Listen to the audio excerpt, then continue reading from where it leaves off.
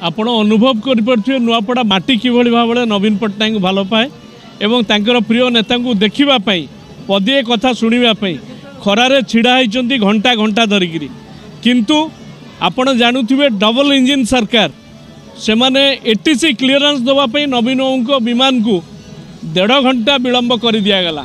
या पछरे कौन अच्छी से कथा नुआपड़ावासी विचार करेंगे जिते षड्यंत्र रचना हो विभिन्न प्रशासन को आम विरुद्ध में लगातु पछे किंतु नवीन बाबू लोकप्रियता को क्रेज को से माने कमे पारे आज आखि खोलिकी देखु से माने कान खोलिकी शुणु बीजेपी दलर जो बड़पंडा माने ये अच्छा किभली भाव में नवीन पट्टनायक को भल पाई नुआपड़ावासी एकाकार होती समस्ते उत्सुकतार सहित अपेक्षा कर प्रिय नेता शुणु ये तो रोड शो चली मु तो गणी पारुनी और खरियार रोड रु नुआपड़ा एंड तक पूरा पूरी लोक भरा रास्ता पूरा पूरी बंद हो जाइए बोधे